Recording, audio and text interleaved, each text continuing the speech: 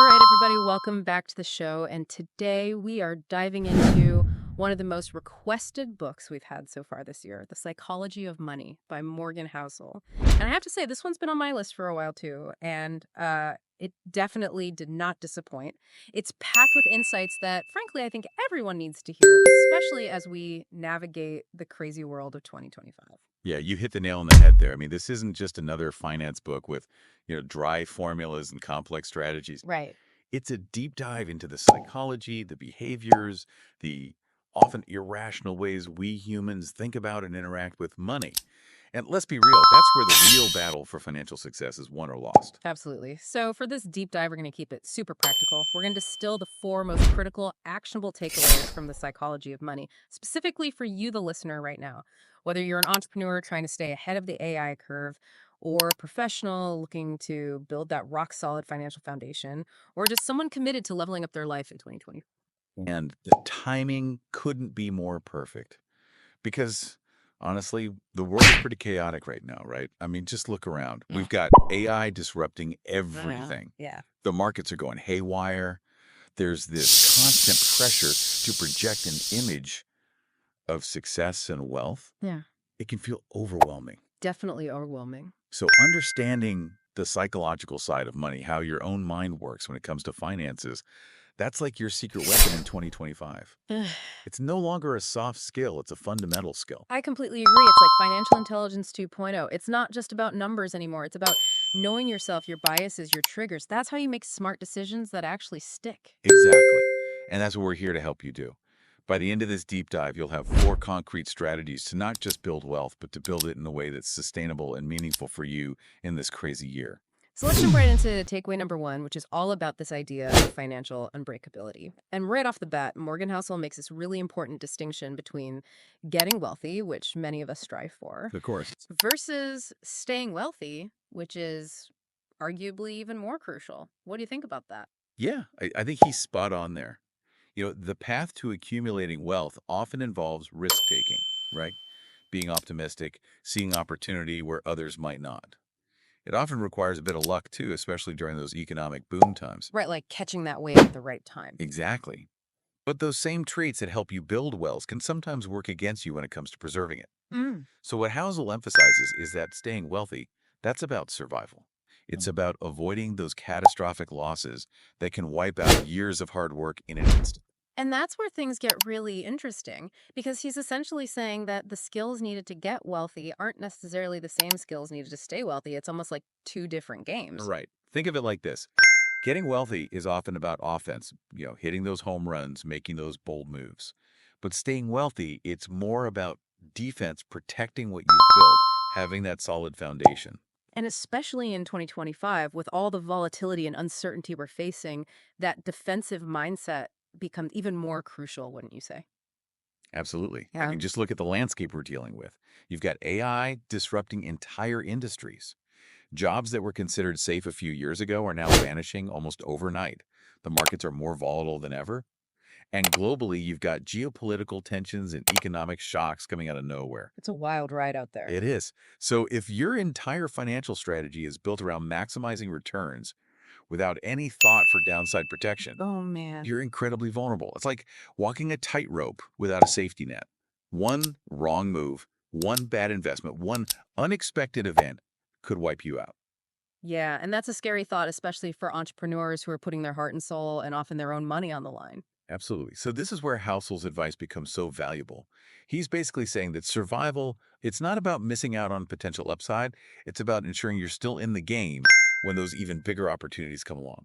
It's like playing the long game, making sure you're still at the table. Exactly. So let's talk about what you, the listener, can actually do in 2025 to build that financial unbreakability. And the first step is what we call building your sleep well fund. You've probably heard the advice to have 3 6 months of living expenses saved up right. Oh, yeah, that's the classic advice. But in 2025, given all the craziness we're talking about, we recommend aiming for a more robust cushion, more like 6 12 months or even more. Especially if you have variable income like a lot of entrepreneurs do. Exactly. And I know it can be tempting to think, well, I should be investing that money trying to grow it, not just letting it sit there. Right. But here's the thing. This Sleep Well Fund, It's not about maximizing returns on that specific cash. It's about buying yourself peace of mind. It's like an insurance policy against financial ruin. It's what prevents you from having to sell your long-term investments at the worst possible time when the market tanks. And when you think about it that way, it's not dead money at all. It's actually a really smart investment in your financial security. Precisely. And the second key element of financial unbreakability is ruthlessly avoiding what Housel calls ruinous risk. And that's mainly about leverage, right? Using debt to try to amplify your returns. Exactly. Now, leverage can be a powerful tool when used correctly, but it can also be incredibly dangerous, especially in volatile times. Yeah, because when things go south, that debt can quickly turn into an anchor dragging you down. Exactly. So the question you always need to ask yourself before taking on any debt is, could this, if it goes wrong, completely wipe me out financially? That's a great question to ask. If the answer is even maybe it's probably a risk you shouldn't be taking, especially in this environment, it's about acknowledging that sometimes the smartest move is to simply protect what you have. And it takes discipline, right? Yeah. Because you might see others around you seemingly winning big with risky bets, and it's tempting to want to jump on that bandwagon. It is tempting, but as Housel points out, the people who build lasting wealth are often those who prioritize avoiding catastrophic losses over chasing every potential gain. Makes sense. So, to wrap up this first takeaway on unbreakability, let's talk about the importance of mentally reframing what survival means in a financial context. It's not about being overly conservative or missing out on opportunities. It's about ensuring your longevity in the financial game. Right. Think of it like this. Holding a reasonable amount of cash, or maybe not taking as much risk as others, that's not a sign of weakness. It's a sign of strength. It's you saying, I'm playing the long game. I'm going to be here when the dust settles and the real opportunities emerge. Longevity is your superpower. Exactly. And if you look at someone like Warren Buffett, his success isn't just about picking the right stocks. It's also about his unwavering commitment to preserving capital, avoiding those big blowups that could set you back years. That's a big part of why he's been so successful for so long. And it's a great example of how prioritizing survival can actually lead to greater long term success. So that's takeaway number one: financial unbreakability. Build that sleep well fund, avoid ruinous risk, and reframe survival as your ultimate financial superpower. Sounds good. Ready for takeaway number two? Absolutely. Let's dive in. So, this one is really interesting and I think particularly relevant in the age of social media where we're constantly bombarded with images of wealth and success. Morgan Housel argues that real wealth is often invisible. It's not about the flashy cars or the designer clothes. It's about the money you don't spend, the money you save and invest that's working silently in the background. Yeah, he contrasts this with what he calls richness, Hmm. which is often just a display of spending habits, not necessarily true financial strength. And in 2025, with the rise of social media, it's so easy to get caught up in that comparison game, isn't it? Oh, absolutely. I mean, we're Mm. constantly bombarded with images of people living these supposedly amazing The lives. perfect vacations, the luxury goods, the lavish lifestyles. And it creates this pressure to keep up, to project a certain image, even if it means going into debt or living beyond your means. Yeah, it's like everyone's trying to outdo each other in this online game of who can appear the wealthiest. But here's the thing. True wealth, it's not about what you can show off. It's about the freedom and control it gives you over your own life. And that's what Housel really drives home. He argues that the highest form of wealth is control over your time. And that's a type of wealth that no amount of money can buy if you don't have that fundamental sense of control over your own life. Exactly. So let's break down what this means for you, the listener, in 2025. First off, make a conscious effort to ignore appearances, both your own and those of others. Resist the urge to spend money solely to signal status or to keep up with some imaginary standards set by social media. Right. Because when you buy that expensive car or that fancy watch, you're not really buying it for yourself. You're buying it for the approval of others. And that's a pretty shaky foundation to build your financial life on. Agreed. The second action step is to become laser focused on your savings rate. Housel emphasizes that this is the most powerful lever you have in building wealth.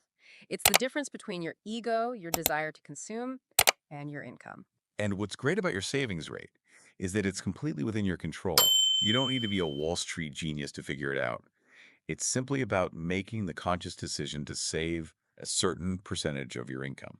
And even small incremental increases in your savings rate can have a huge impact over time thanks to the power of compound interest. Absolutely. And finally, let's talk about redefining your personal definition of wealth as autonomy. What does that actually mean to you? It's about asking yourself, what do I want my money to buy me? And not just in terms of material possessions, but in terms of freedom and options. Do you want the ability to take a sabbatical from work to travel or pursue a passion project? Do you want the financial security to pivot careers or start your own business without the fear of going broke? These are the types of questions that really matter. Saving isn't just about accumulating money, it's about gaining control over your time and your choices. And Housel provides some great examples in his book of people who prioritize living below their means, not because they're cheap, but because it gives them that sense of freedom and autonomy. People like Derek Sivers, who famously sold his company for millions and then lived a very simple life so he could focus on what truly mattered to him, that's real wealth. Exactly. And that's what we wanted to think about. What does real wealth look like to you? How can you use your money to create a life that gives you the freedom and flexibility to pursue your passions and your dreams? Awesome. So that's takeaway number two. Wealth is hidden. Focus on your savings rate and redefine wealth as autonomy. Ignore the flashy displays of richness. Focus on building a life that gives you true freedom and control. Love it. Ready to move on to number three. Let's do it. So, this next takeaway is really about challenging some of the conventional wisdom you often hear in the financial world. Morgan Housel makes a really compelling case for why aiming for what's reasonable is often far more effective than striving for perfect rationality. Especially when it comes to our money, we're not always the most rational beings. Yeah. Traditional finance theory often assumes that we make decisions based on pure logic and cold hard data. But in reality, our emotions, our biases, our past experiences all play a huge role in how we think about and manage our money. And ignoring that human element can lead to some pretty bad outcomes. Mhm. You might have the perfectly optimized financial plan on paper, but if it's so rigid and demanding that it makes you feel stressed or anxious, you're likely to abandon it at the first sign of trouble. Exactly. So what Housel suggests is that instead of trying to be perfectly rational, which frankly none of us are, we should aim for what he calls being reasonable. And what does that mean in practice? It means recognizing that our emotions are part of the equation. It means building a financial plan that you can actually stick with through thick and thin, even when the markets are volatile and your emotions are running high. Because let's be honest, the markets are going to go up and down. It's just the nature of the game. And if you panic and sell every time there's a dip, you're never going to experience the long term growth that comes with staying invested. Exactly. And this is where another key insight from Housel comes in. He points out that market returns, those gains we all seek, they don't come for free. There's a price tag attached. What kind of price tag? The price tag includes things like volatility, fear, doubt, uncertainty, even regret. These are all part of the deal when you invest in the market. They're not penalties for making mistakes. They're simply the fees you pay for the potential to earn returns that exceed those of risk-free assets like cash. Just like paying for admission to a theme park. Exactly. You pay the price to get in, and you know there's a chance it might rain while you're there. But you don't ask for a refund just because it rains right. Right. You accept it as part of the experience. And it's the same with the markets. You pay the price of volatility for the potential of long-term growth. And this is so important to remember, especially in 2025 with the 24/7 news cycle and the constant barrage of financial information coming at us from all directions. It's so easy to get caught up in the hype and the fear and to make emotional decisions that aren't in our best interest. Yeah, it takes a conscious effort to step back from the noise, to tune out the so-called experts, and to focus on what truly matters. Your long-term goals and your ability to stick with a plan that you can actually live with. So let's translate this into actionable steps for our listeners. The first one is to prioritize staying power over swinging for the fences. Choose an investment strategy and a savings plan that you can realistically maintain even when the markets get rough. Right. Don't try to chase the highest possible return if it means taking on so much risk that you're likely to panic and sell at the first sign of trouble. Remember, slow and steady wins the race. And for many people, simple low cost index funds are a great way to achieve that balance of growth and stability. Definitely. Now, the second action step is to internalize this concept of volatility as a fee. When the market drops, and it will drop, try not to view it as a disaster or a sign that you've made a mistake. Instead, view it as the periodic cost you're paying for the potential privilege of earning those long term returns. Like that rainy day at the theme park. Exactly. And finally, incorporate a margin of safety into your financial planning. Be a little bit conservative in your assumptions. Don't always bank on the best case scenario. Yeah. Plan for things to potentially go a little bit worse than you expect. Save a little bit more than you think you need. This gives you that extra cushion, that peace of mind to weather those inevitable storms. And a great example of this is Housel himself. Yeah. In the Confessions chapter of his book, he talks about some of his own financial decisions that might seem irrational on the surface. Like what? Things like holding a large percentage of his assets in cash or paying off a low-interest mortgage early. Okay. But he explains that these decisions make perfect sense when viewed through the lens of his personal goals and values. He prioritizes peace of mind and financial security over squeezing out every last percentage point of return. And that's a really powerful lesson for all of us. It's about defining what's truly important to you and then making financial decisions that align with those values, even if they don't always fit the conventional wisdom. Absolutely. So to recap, takeaway number 3, aim for reasonable, not rational. Prioritize staying power. Internalize volatility as a fee and build in a margin of safety. Remember, it's not about being perfectly rational. It's about creating a financial plan that you can actually live with. Makes perfect sense. Ready for our final takeaway. Give me with it. All right, so this one is all about embracing the inevitability of change and not being afraid to cut your Ooh, losses. that's a tough one. It is tough, but it's essential. And Housel introduces this concept called the end of history illusion. Have you heard of this? I have. It's fascinating. It is. So basically, it's this idea that we tend to underestimate how much our goals, our desires, even our personalities will change in the future. Right. We look back on our lives and we see how much we've evolved, but we somehow assume that we've reached the end of that evolution, that who we are now is who we'll always be. And that's a dangerous assumption to make, especially in a world that's changing as rapidly as ours. Absolutely. I mean, think about it. In 2025, we've got AI transforming entire industries. Jobs that were considered secure are disappearing. New ones are emerging that we can't even imagine yet. Yeah. The pace of change is accelerating exponentially, and it's only going to get faster. Right. So if you lock yourself into an extremely specific and inflexible financial plan based solely on your current desires, you're setting yourself up for potential disappointment down the road. Because who you are today and what you want today might be very different from who you'll be and what you'll want in 5, 10, or 20 years. Exactly.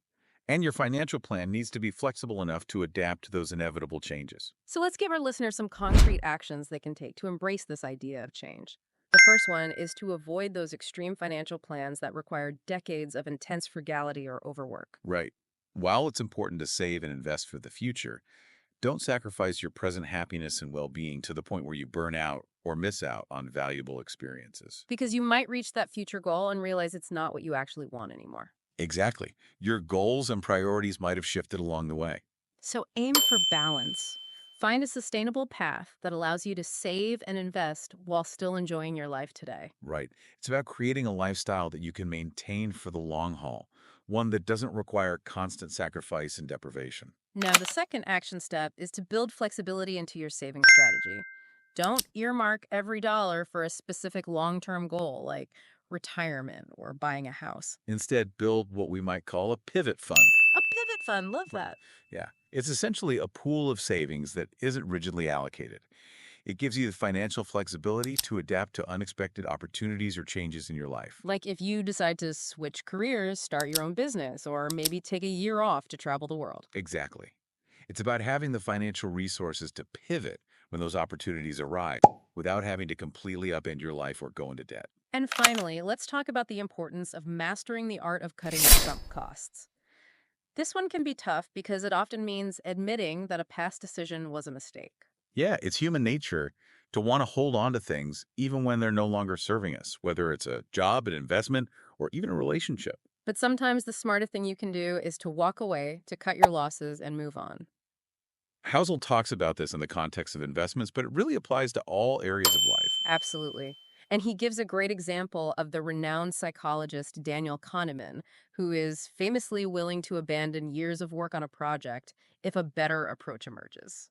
Yeah, he has this saying, I have no sunk costs.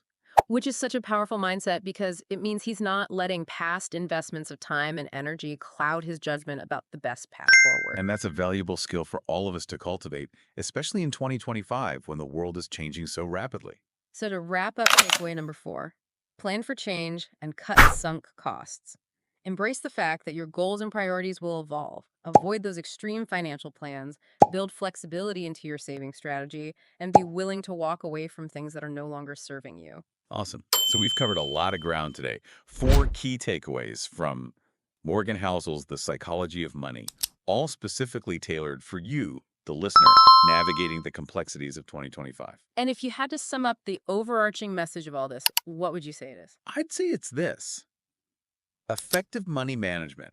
It's not primarily about mastering complex formulas or predicting the markets. It's about understanding yourself, your behaviors, your It's biases. about building a financial life that is aligned with your values and your goals, even as those things evolve over time.